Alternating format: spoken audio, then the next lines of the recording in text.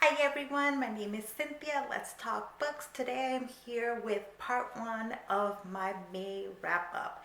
Yes, I am splitting it into two because my last video was 30 minutes long and that is just too long for a video. Let's talk about the first 5 books or so that I read in May.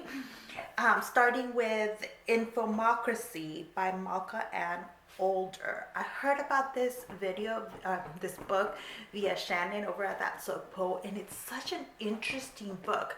It's not for everybody. I think you're going to be interested in this if you're interested in politics, political theory, philosophy, if you're interested in speculative fiction. It's a world in which, like, it's advanced. The world has kind of decided that large democracies don't work, so instead they have organized political units of micro democracies, very small democracies. So like you would have a government that makes up like a part of the town that has voted for that particular kind of system of government. And so every micro democracy might have a slightly different kind of political system. It's democratic, but with different focuses. Anyways, the way the world is described is really great. We're following a few different viewpoints as an election is about to happen. And in this world, because you have these micro democracies, you have to have a way of kind of building larger coalitions and doing a more kind of global political system. And so there are some big political parties and the political party that wins the most micro democracies kind of is in charge. But what's really, really in charge is information. There's a kind of global corporation that provides information to people, and it's supposed to be trusted beyond what you can trust a government, a political unit. And so everybody trusts this information system. Well, not everybody, but the idea is everybody trusts this information system because they're more or less neutral. And so information is really like the king, the thing that's supposed to rule everybody. But of course, information can be manipulated, can be painted in a particular light, released at the right time. And so you're seeing characters as an election's about to happen, seeing how the election is being manipulated, how there are these attempts to manipulate the election and information. And there's various actors who might be able to, who are observing this and who might or might not be able to do something about it. It's really, really interesting. And like I said, not for everybody. I found it really cool. There were a few kind of continuity issues or things that didn't quite line up for me. But overall, I found it really stimulating to read. The next book I finished was Dating Dr. Dill. This is book number 1 in the If Shakespeare Was an Auntie by Nisha Sharma. And this is my first book by Nisha Sharma. I really liked her writing. I loved the female character. The premise of the story is that our hero and our heroine meet at a bar. They're not the kind of people that usually meet at the bars. They both have like high profile, like, you know, they're both professionals and they just don't have time for like dating and for the bar scene. But they both end up at this bar on her birthday and they connect. They have this amazing connection, and then they go off their separate ways. And then when they meet up again is when our hero has this kind of like health show where he provides information to the health information for the public. She shows up because her sister's being interviewed in this show, and he starts talking about how love's not real and how love actually hurts you. And she's like the ultimate romantic, and she calls him out on his BS on local television, and all of a sudden his reputation plummets because of her, and he's trying to raise money for a community clinic, and so he needs his reputation to be spotless because now that that people don't like him because of this clip that went viral, the people who were meant to fund the clinic are deciding to pull pull the funding. In the meantime, she's trying to save her family home because it's the home that her mom built and poured her heart into, and she is deeply, deeply attached to this house. And but she doesn't have the money to buy the house from her dad. So her dad says that if she gets married, then she can have the money that was meant to go to her when she's married. It's a large chunk of money. It's supposed to be for the wedding, but she can use it to buy the house. So it's kind of like our main couple's trying to decide if they're going to fake date for a large chunk for a chunk of the book. That was kind of fun. I love the fake dating trope. It usually doesn't work for me in contemporaries, but lately it has been working. Like, authors are getting really creative about how to use the fake dating trope in contemporary romances, and they're being quite inventive. So I liked it here. A couple of things I didn't like. Both characters needed therapy. Our heroine, as much as I liked her, I liked the strength that she has, her sense of self, her confidence. Oh, the way she's attached to this family home. Like, I understood the attachment to the home, but at some point it was getting toxic in my point of view. Then there's the hero. I liked the hero overall. He's an alpha hero. Alpha heroes are not my favorite, especially when they're alpha holes.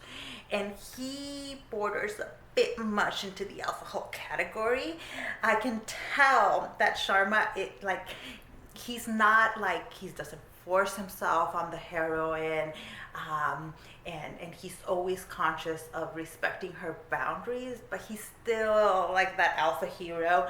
And I'm just more into cinnamon roll heroes. And so this was a 4 to 5 star read for me. I think if the tropes interest you or the story interests you, you will really like it. The book is fun, it's charming, and all of that. So I liked it. But there was a few me things. And next, I finished reading Run, Book 1 by John Lewis, and I really love this book. Okay, Shannon introduced me to this book, or she talked about it on her channel and pushed me over the edge to get it. And I read it from my library, and I loved it so much I had to pick it up. So, things I really liked about it. This is where John Lewis, and he wrote this, it was the last thing he worked on before he passed away, but he talks a lot about his, like, the politics within SNCC, the Student Nonviolent Coordinating Committee. He was kind of the leader of SNCC for some time, and he had been an active participant in the civil rights movement, but SNCC turns more radical. And John Lewis was not a Black Power leader. But that is where the movement starts going after 1964. And so the internal politics of SNCC are really interesting. I'd always been really interested in that, and here he gives us his version of those internal politics, and so I found that, and the way he talks about the more radical people within SNCC to be so interesting, because he's very careful to not like denounce them or say that what they're doing was wrong. He just has a fundamental disagreement about tactics and about overall approach. And there was clearly a lot of hurt feelings on his end, and feelings that he felt he was pushed out of SNCC. And so as a history, especially as a graphic history, it's just a really interesting telling of this story. And I just taught a course on the civil rights movement, so I was deeply interested in, and I would love to use this book in one of my college classes at some point. Next book I finished was Blue Moon. This is by Laurell K. Hamilton. It's book number 8 in the Anita Blake series, and this was a book that is jam-packed with plot. My problem with this book was that it focuses a lot on the werewolves. In this world, Anita Blake's a vampire hunter. She has a license from the U.S. government to kill vampires, but she's now deeply involved in this, paranormal life of paranormal creatures, and so she's dating the head of the vampires in town, and she has recently broken up with the werewolf, but they are still connected through this mystical thing. You have to have read the story. So this story focuses on the werewolves, and I prefer when the story focuses on vampires or on her necromancy or on magic. Yeah.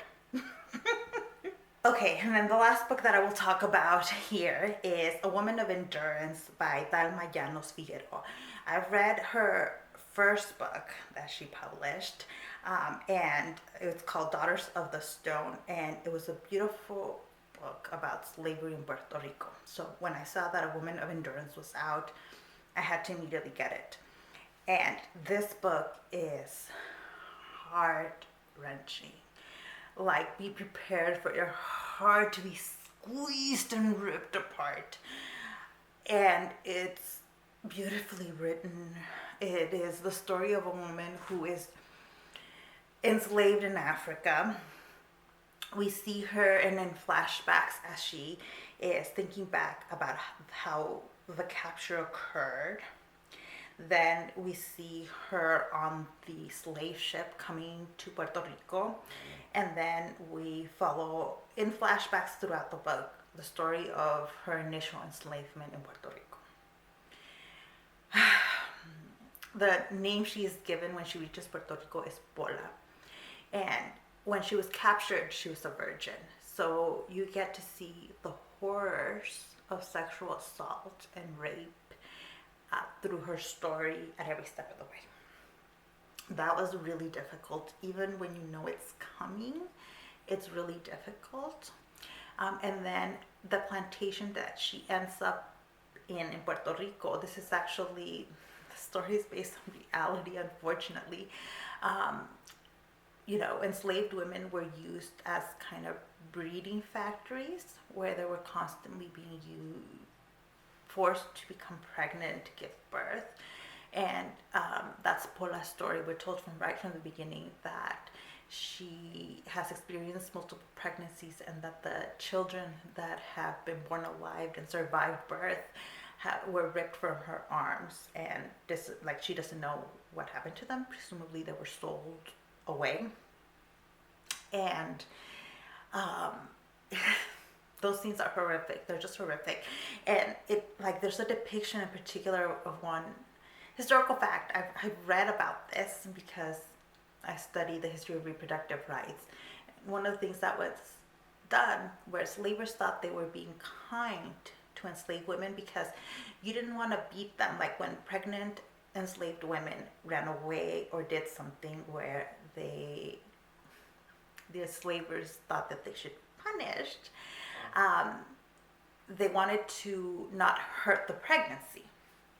So their version of not hurting the pregnancy was to dig a hole in the ground so that the pregnant enslaved woman would put her pregnant belly in it, and then lashes.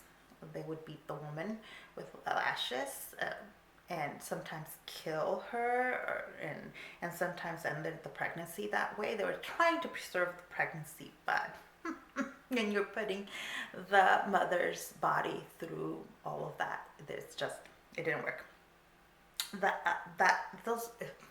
It's just an example of how difficult this book was to read. When the story begins, she is trying to commit suicide. Like, she's had enough. And she survives. I know that's kind of a spoiler, but this happens in the first chapters. And then what you're really following when you're in the present chapters is the story of her dealing with being alive in a world in which she's enslaved. She gets bought, or she is won in a poker match by a different plantation owner. So she does not stay. We're not spending our whole time in the book in the plantation in which she's basically just a breeding factory.